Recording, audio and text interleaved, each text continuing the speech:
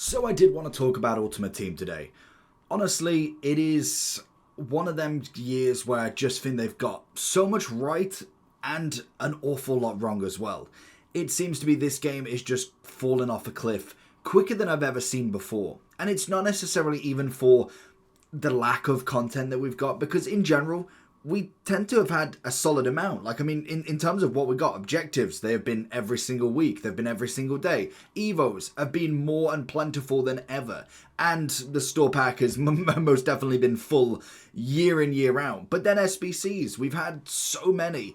And yet the game is still falling beyond belief. And I think it is just quite literally too much, like genuinely. And to me, as a menu grinder who more prefers the menus at the later date, like I like playing with a solid team, the start of the game is the most exciting for the actual playing, and then once they start messing around with all of the gameplay and kind of just naturally progressing the game they want, it kind of becomes a little bit like, okay, well, I'll play the game with a God Squad, but realistically, I'm not going to grind any more than that. So Team of the Season is normally fantastic for that. And I think the start of Team of the Season was outrageous. Like, it was brilliant. League Gun, I had so many League Gun Team of the Seasons. Even Prem, I didn't necessarily grind it a crazy amount, but we got a fair whack. When we look through my team, we've managed to get a fair few players. Obviously, Vinny I was ecstatic about and then realised he's 200,000 coins. But then we've got a Red Pedri, Red Griezmann. I've given up quite a lot. But in terms of what we've got, I think we've done pretty okay. Nothing crazy, but decent enough as we go. And obviously, a lot of Team of the Seasons are now back into the grind. And I think that is kind of the problem. Normally, I walk away with Team of the Season with 150, 200 Team of the Seasons still in my club. Like, this trading is fantastic. Like, yeah, brilliant. I can do a 92 plus to get probably a 92 back. But I've got to get these Team of the Seasons first. And I don't know if you've ever tried to and get Team of the Seasons in this game. Past Bundesliga, it was very difficult. You were doing 483 times 10s. You were doing the 84 times 7. You were doing potentially the Liga upgrade. You were doing all of that. And you probably get 1 or 2 Team of the Seasons back. But I've had to give up maybe 7, 8 Team of the Seasons in the process. So you already had a long loss. And to be fair, with the 83 times 14, I think it is, you can put a Team of the Week in. So again, that's not too bad that I can do that. And that's fantastic. But again, like what we've seen with a lot of content creators, that's another layer of grind. It's not like this is a quick process beyond belief. And I'm not saying everybody needs to be getting Team of the Seasons just like that, and that is to some case it's the end of the game. That's the whole point of this. Having the grinding packs, I've liked it. I thought it was almost just good enough, because we're not getting the exchange back. Clearly, they're obviously trying this 82 times 20 V1 and V2, which was a mistake in itself, which we'll get onto. But they kind of then gave us the Team of the Season grinding. They gave us a super bronze, and I'm like, okay, that's fine. Like, yeah, that works to some extent. But when you run out of bronzes, I'm not opening bronze packs in June. It's just ridiculous. At this point, at Ultimate Team of the Season, I get the first 3 weeks. Make it difficult to grind. Make it that you've actually got to put a bit of effort in. That's fair enough. The remaining 4 should be more for the players. Realistically, they should be being able to grind without having to spend an hour doing bronze packs to Team of the Season upgrades, to then more Team of the Season crafting, to then more player picks, to then eventually do that 83 times 14 4 times a day to get nothing. That is the biggest problem we've got. Even the 85 times 2, like again, it's decent. Like, it's a nice player pick. But the problem is not necessarily the actual kind of upgrade, the SBC. It is the rewards that you get from it. It's just not good enough in general. It is terrible. Like, I guarantee now I'm doing this one moaning about it, it will give me a Team of the Season, but consistently I think I've had 1, maybe 2 Team of the Seasons after every single day of doing these, and this is the level of the rewards. I'm just like, what is the point? I've had to give you up to actually get this reward. So I do get it. I get that they can't give everybody everything. That's fair enough. But at least put a bit of weight in there. When you do look at the amount of Team of the Seasons that are actually in here, it's not just Team of the Season kind of ultimate. I don't know where can I actually get this. Is it here? Where is it news? You've got somewhere, it might be in transfer. There it is. So you've got all of these team of the seasons in there, and not every one of them are crazy. Like De Gea is cheap as anything. Trent is as cheap as anything. Martinez is. So it's really only the first two rows, and even then, some of them are under 100, 200k. It's predominantly the top 97s, and that's about it. So I get that you can't get them every single time. That would destroy the market in itself, but where is everybody else in this? Because I know for one that Declan Rice isn't expensive. I know full well that Lucy Bronze isn't expensive. So why are they not being completely rotated round then at that point, if you get what I mean? We've got the Ultimate Women, the Ultimate Men, and the Ultimate Minor League. So where are they is kind of what we're going at here. It is just a constant cycle of just every day logging in for your daily, logging in for the upgrades, you come back out, and that's really about it, because playing the game at this point is just not really worth it in itself. I've seen multiple Ultimate Team of the Season champs, seen rival rewards, and they've just been horrendous. Even when you do go into the daily login, when we get into that final 2 packs, you would almost say, I don't know if it's even here at the minute, that's the daily play, but you get to the end of this and you think, okay, well, I've got an 86 times free and an 87 times free. That really should give me a very good chance of at least the top end reward getting a low team of the season. I don't think in the 6 weeks of doing this, I have had a team of the season from that final day. I've had it from some of them, but from that final day where I'm thinking that is the best chance, I have not had a single team of the season from it, as it's been a running joke. The first couple of weeks I was like, okay, the weight's going to be low on them, fair enough, but not one single team of the season.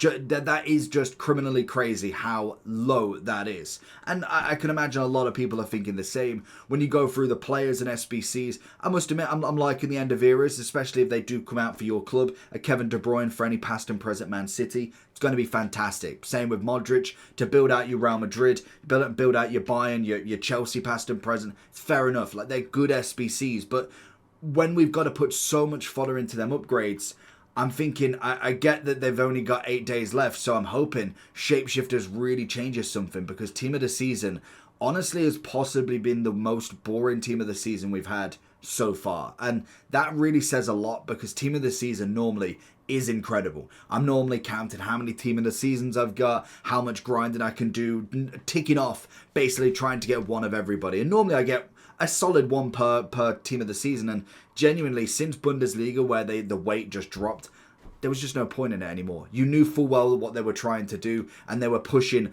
all of the promo packs, all of these packs, and I'm just like, what is the point of these? Like the Encore pack, it's nice, it's something different, I could kind of get behind it, but what is the actual point of it? It's a bit unfortunate with that way, and I get they're trying their 86 5 players and an 87 rated team, but realistically for 1 of 15, why? And like we saw with the 82, was it the 8220 V1 and V2? I think it was the V2 with like 1 SBC, and it had 90 rated players in. If they did any due diligence on what 90 rated players were in packs, I think it was 2. So realistically, you've got all of these players like Haaland. Actually, to be fair, I don't know which 90s, because it's exactly 90 in fact. So Bellingham is in Team of the Season. Hansen is. Vinny is. Kevin De Bruyne isn't. Obviously, Kane is. Putellas is. Sammy Kerr, I think, is the other one that isn't. They're the only 2 that you could get that are worthy of this 82 times 20. So they've obviously had to change it. And again, I like it. I think it's something different. If you've got a lot of fodder, so for instance, if we look at what I've got in my club, it's decent. Like you've got what? 189, 288s, 387. So if we do look at it, you've got 189, which is more than fine. Like obviously there's a few more there. You then go with 288s. We'll go with Mead and we'll go with Reeton, because they're packed quite a lot. And then we go with the 87s, which I think is just 3 of them. It's decent enough that you can obviously choose what players you don't have. The problem was more the rewards back. It just didn't give you anything.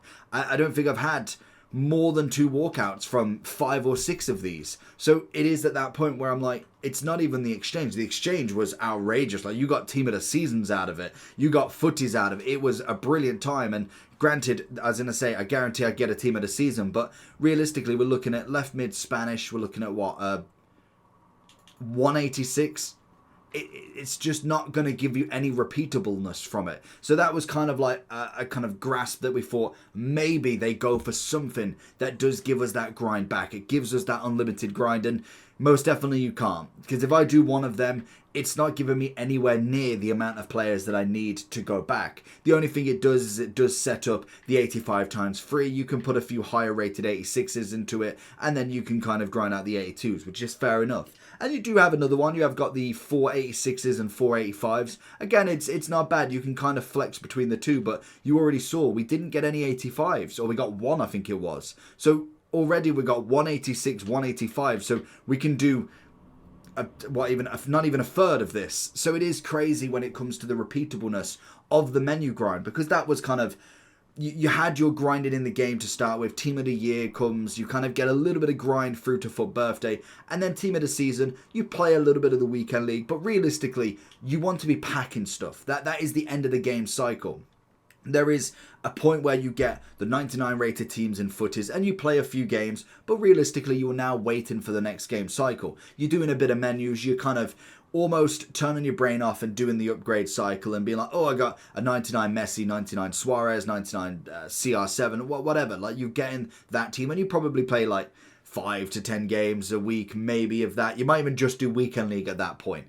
But that is all you're meant to be doing. That's from like end of team of the season onwards. Shapeshifters should be a great promo. We've got 3 weeks of it, so it best be a big boom straight off the bat. We're seeing that Maradona's coming into this. We're going to get a lot of icons, a lot of heroes. But already we know that we're not going to be playing the game a crazy amount. So the whole point is to have the menu grind as good as possible. And if it goes into this sort of cycle where it's just a waiting for daily repeat, they're going to realize their game time is going to drop massively. It's like a 2-hour a day game cycle, and that's it. Like, you're done. Like, even if you've got everything already pre-ready, you could probably be off this game in about 20 minutes. If you've got everything, like you've got all your team of the seasons, you've got all your packs, you're done pretty much. So it is going to need a massive overhaul. Again, I like that they're going for something different. You look at the objectives. We go through the season pass. We go right to the end, which I think you've got quite a few decent shapeshifters. You've obviously got the premium that you can go into. But we go to the end. We know that we are getting a 5 playstyle plus player, which is good. Like, it's something different. It's what we need is more progression into the game. What they truly need is to get to the 99 and above overall. I don't know if they ever will do it, but realistically, that is what needs to happen. We've obviously got Kaka with the 5 playstyle pluses. That's the very first card we'll ever see with it, not necessarily the first card we'll get with it, because obviously that will be one that is well worth having. He's a 5/5 with great stats, great playstyle pluses. Like, he's got a solid amount of everything. So we know that that is coming. That will be Footy's kind of 2.0, 5 playstyle pluses. Strikers have never been seen with it, defenders. But the overall now is needing to go more, because we are getting to the point where we are getting your 97 Mbappes.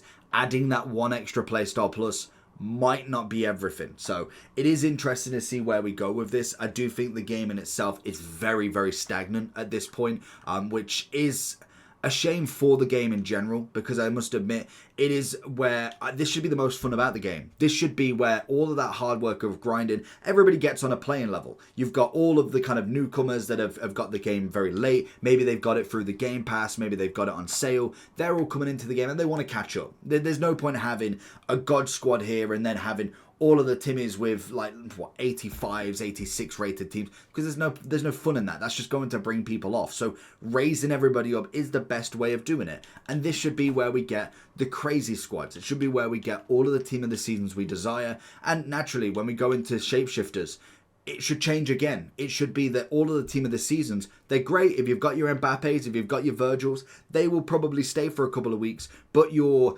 random Valverde, we've got a better shapeshifter. Milinkovic-Savic was a great example as a centre mid. He was untouchable. Peter Cech as a striker was broken. We had so many players that worked really, really well in shapeshifters that should take out the team of the season. So unless shapeshifter is a massive, massive upgrade on it, I really do see this game going more further down into it. And hopefully they do pick this up and they kind of think, okay, we need to change this for FC26. And naturally, I think it is just purely the progression base of the game. It's just been absolutely crazy. We look at the perfect example for me personally is Salah.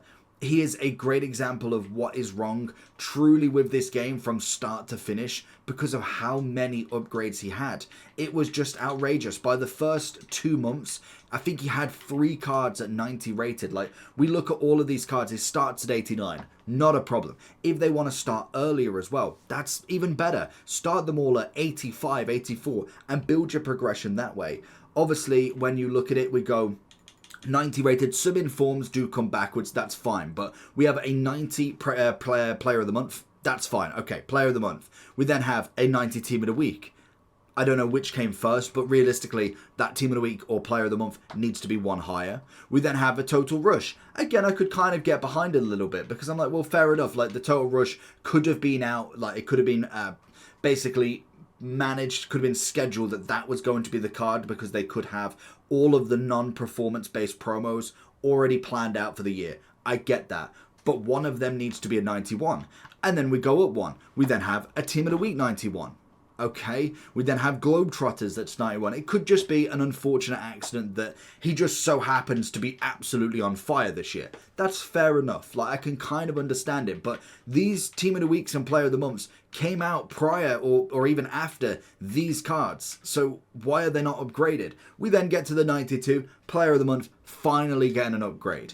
And then again, we go up again. We go to the Dream Chasers, which was just prior to Team of the Season. We obviously had got the Team of the Year. That's fair enough. That was a great card. Team of the Season and Team of the Year is fine because obviously they're both close together. But the Dream Chasers was literally right next to this one. So why are we getting cards so close? Choose a different player. It doesn't matter. We know that he was getting a team of the season. It was quite obvious that Salah was most definitely getting into that team of the season. He did not need the Dream Chasers. We could have gone for anybody else. Quite literally, you could have gone for a goalkeeper instead. There was so many other options you could go with, and yet we have all of these cards to choose with. And then not only that, that's fine. Like, we've had this before where cards have so many upgrades and so many of the same level. I think this is just crazy that we got 3 90s, 2 91s, a 92, 95, and 96 7, all in the span of this year. But then you throw the evolutions on top, which is the hardest bit about it as well. We could most definitely put the 89 to an evolution very early on. We then got to the 90, we then got to the 91, meaning the 97 was always questionable. If you got him, you got him. If not, it weren't that big of a deal. We now go up to the 92s and more than likely the 95s very soon. So it is just that progression basis. We need a bigger scope. Either they go down and put them as like an Mbappe being, say, the top at 91 is like an 85 and that's the top. So they can upgrade and keep upgrading because obviously they were trying out the Roll Plus Plus. I mean, that has clearly worked with what it is. It's not my favorite feature, but it's obviously worked in terms of upgrading as well. But the Playstyle Pluses is what the real feature is. Going from 1 Playstyle Plus or none to 1 to 2 to 3 to 4 to 5 is clearly the progression they've gone with. But again, it's broken if you've got a triple Playstyle Plus player with the 3 best shooting Playstyle Pluses and they don't need a 4th or a 5th.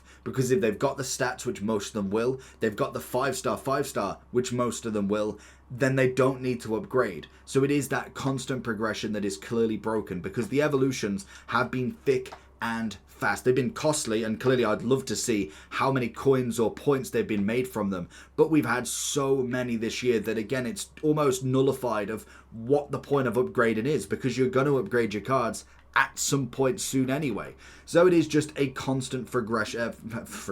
It's a constant frustration of the game that is just slowly getting to the point where I feel like everybody's going. If GTA came out, I would have hated to seen where this game style would have been in May because that was kind of when I was thinking it was going to be out.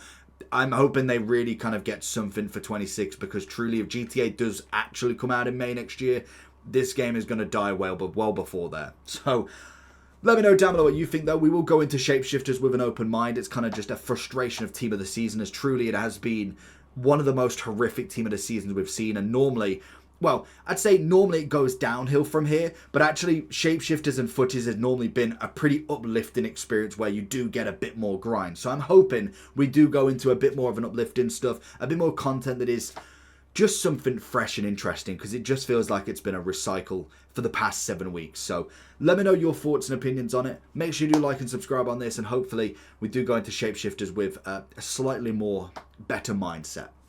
Peace.